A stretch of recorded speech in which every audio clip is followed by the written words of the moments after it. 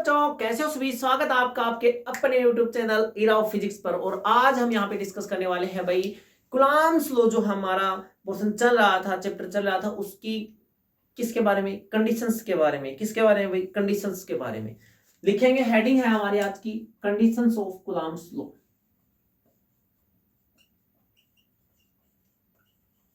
Conditions of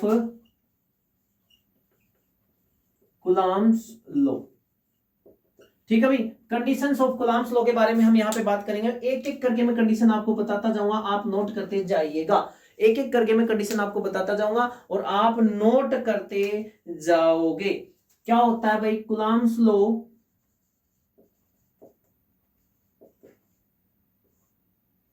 Coulomb's law note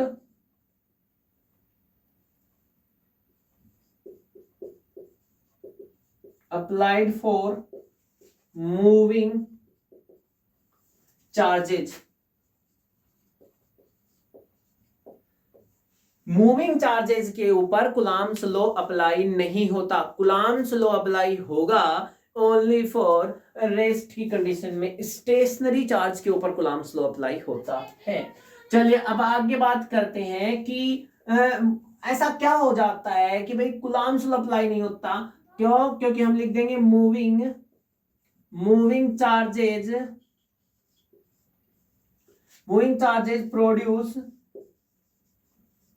magnetic field produce करते हैं भाई। मैग्नेटिक फील्ड प्रोड्यूस कर देंगे तो वहां पे मैग्नेटिक फोर्स भी अप्लाई होने लग जाएगा। वहां पे हमारे पास इलेक्ट्रिक फोर्स नहीं रहे। क्या हो जाएगा भाई? मूविंग चार्ज जब हो देंगे तो मैग्नेटिक फील्ड प्रोड्यूस करेंगे, जिसकी वजह से मैग्नेटिक फोर्स भी लगने लगेगा। चलिए दूसरी बात करते हैं कि जो कूलम्ब्स लॉ है वो अप्लाई होता है, फोर्स लगता है ग्रेटर देन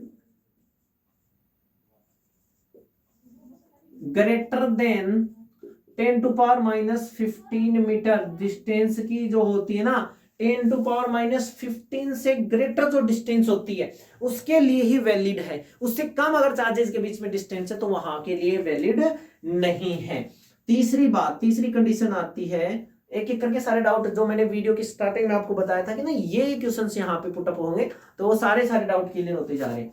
क्या होता है कि भाई कोई भी दो चार्ज रखे हैं, कोई तीसरा चार्ज अगर लेके आया जाता है इनके पास तो उसके ऊपर कोई इफेक्ट नहीं होता। मान लो क्या था कि Q1 कोई चार्ज था और यहाँ पे कोई चार्ज Q2 है ना, इनके बीच में फोर्स लग रहा है F, ठीक है। तो मैं क्या करता हूं, कोई तीसरा चार्ज लेके आता हूं Q3। क्या लेके आया भाई? कोई Q3 चार्ज इनके पास लेके आया, तो Q3 की वजह से ये जो फोर्स है इज नॉट अफेक्टेड, इसके ऊपर कोई भी प्रभाव नहीं पड़ेगा। इस Q3 के आने से इसके ऊपर कोई प्रभाव नहीं पड़ेगा। बात आ रही समझ में? ठीक है, तो ये तीसरी कंडीशन हो गई कूलम्ब्स लॉ की। चौथी कंडीशन के बारे में बात करें तो चौथी कंडीशन हमारे पास के यहाँ पे क्या हो जाएगी? रेशियो आ जाएगा हमारे पास। किसका भाई? इलेक्ट्रोस्टैटिक फोर्स का और ग्रेविटेशनल फोर्स का। किसका भाई? इलेक्ट्रोस्टैटिक फोर्स का और ग्रेविटेशनल फोर्स का। लिखते हैं भाई रेशियो, लिखेंगे क्या करें।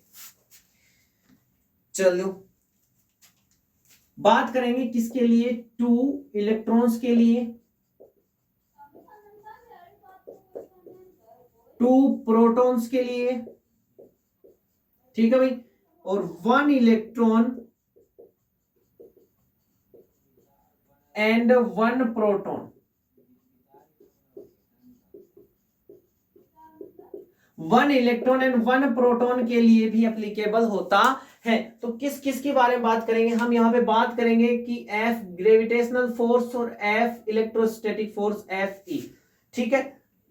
यहां पे भी यही बात करेंगे Fg अपॉन में Fe। यहां पे भी यही बात करेंगे Fg अपॉन में Fe। अलग अलग रेंज होगी सभी की, उनकी रेंज के अकॉर्डिंग हम यहाँ पे आपको बताने वाले हैं। रेंज देखो क्या होगी भाई? रेंज होगी इसकी होगी 10⁻⁻43 अपॉन में 1। क्या हो जाएगी भाई? Fg अपॉन में Fe की रेंज हमारे पास क्या हो गई? 10⁻⁻43 अपॉन में क्या जाएगा? 1। इसकी रेंज हो जाएगी 10⁻36 अपॉन में 1। इसकी रेंज क्या हो जाएगी? सॉरी रेशियो क्या हो जाएगा? 10⁻³ 36 अपॉन में 1, और तीसरा जो आता है इसका रेशियो हो जाएगा 10 टू पावर माइनस 39 अपॉन में 1। इसका रेशियो याद रखना है आपको, रेशियो आपको याद रखना है। बात आ रही समझ में? डायरेक्ट रेशियो से क्वेश्चन पूछा जाता है, डायरेक्ट रेशियो से पूछा जाता है, इसीलिए मैंने आपको बताया। दूसरी बात क्या याद रखेंगे, मान लो आपको वहां पे बोल दिया कि एफ ई अपॉन में एफ जी, तो सिट्टी पिट्टी गुल, ऐसा नहीं करना है। कंडीशन आ जाएगी 1 अपॉन में 10 टू पावर 43, कितना भाई, प्लस का 43। बात आ रही समझ में? एफ ई अपॉन में एफ जी करते ही हमारे पास 10 टू पावर प्लस का 43 आ जाएगा। यहाँ पे भी मैं बात करूं तो एफ ई अपॉन में F G is equal to ये 1 ऊपर और 1 ऊपर 10 टू पावर 36 नीचे। ये बात आपको समझ में आ गई होगी। अब यहां से भी मैं बात करूं कि एफ ई अपॉन में एफ जी की अगर मैं बात करता हूं तो 1 अपॉन में 10 टू पावर 39 यहाँ पे हमारे पास वैल्यू आ जाएगी। 10 टू पावर 39 यहाँ पे हमारे पास वैल्यू आ जाएगी। ठीक है भाई, चलिए अब आगे बात करते हैं। ये रिलेशन, ये जो रेशियो है ना, ये आपको हमेशा याद रखना। ठीक है, चलिए। ग्रेविटेशनल फोर्स जब ऊपर होगा तब रेशियो जो आएगा वो नेगेटिव आएगी, वैल्यू जो आएगी पावर की वो क्या होगी, नेगेटिव रहेगी। चलिए अब आगे बात करते हैं कि यहाँ पे इनका डिक्रीजिंग ऑर्डर लिख लेते हैं। क्या लिख देते हैं? Decreasing order. न्यूक्लियर फोर्स सबसे बड़ा होगा, न्यूक्लियर फोर्स क्या होगा भाई, सबसे ज्यादा होगा। फिर बात करेंगे इलेक्ट्रोस्टैटिक फोर्स की, इलेक्ट्रोस्टैटिक फोर्स की। फिर बात करेंगे एफ वीक फोर्स की। फिर बात करेंगे एफ ग्रेविटेशनल फोर्स की। किसके बारे में बात करेंगे भाई? ग्रेविटेशनल फोर्स की बात करेंगे। ये इनका क्या हो जाएगा भाई, डिक्रीजिंग ऑर्डर हो गया। सबसे स्ट्रॉन्गेस्ट फोर्स होता है न्यूक्लियर फोर्स, फिर इलेक्ट्रोस्टैटिक फोर्स, फिर वीक फोर्स, फिर क्या जाएगा भाई, ग्रेविटेशनल फोर्स यहाँ पे हमारे पास आ जाएगा। ठीक है भाई, चलिए अब एक कंडीशन और लिख देता हूं मैं। कंडीशन ऑफ कूलम्ब्स लॉ तो हमारे पास पूरी हो चुकी है। अब मैं यहाँ पे पॉइंट लिख रहा हूं, वेक्टर फॉर्म,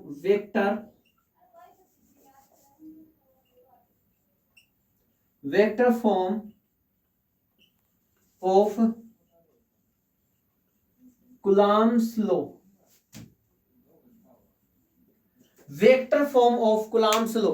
वेक्टर फॉर्म क्या होगी कूलम्ब्स लॉ की? हमारे पास जनरली कूलम्ब लॉ होता है हमारे पास के Q1 Q2 अपॉन में R स्क्वायर। ये हमारे पास कूलम्ब्स लॉ होता है। किसमें भाई? वेक्टर फॉर्म में नहीं है, स्केलर फॉर्म में। वेक्टर फॉर्म की बात करूंगा तो मैं लिखूंगा यहाँ पे F वेक्टर, जब मैं लगा देता हूं तो मेरे पास आ जाएगा के Q1 Q2 अपॉन में R स्क्वायर, और ये आ जाएगा R कैप।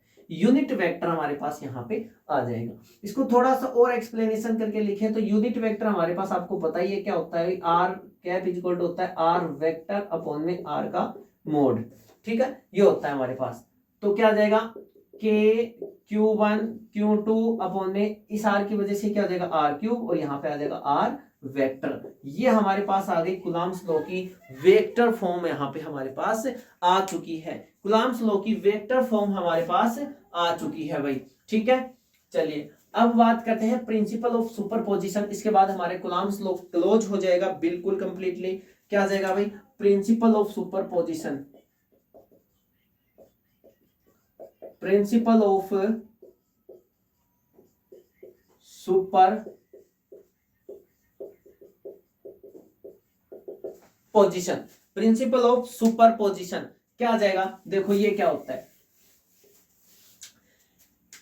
क्या बोला इसने कि यहां पे कोई चार्ज रखा है Q, ठीक है, इससे ये जो कोई चार्ज प्रेजेंट है Q1 कितने डिस्टेंस पे, R1 डिस्टेंस पे। ये कोई चार्ज है Q2 कितनी डिस्टेंस पे, R2 पे। ये कोई चार्ज है Q3, ये कितनी डिस्टेंस पे है, R3 पे।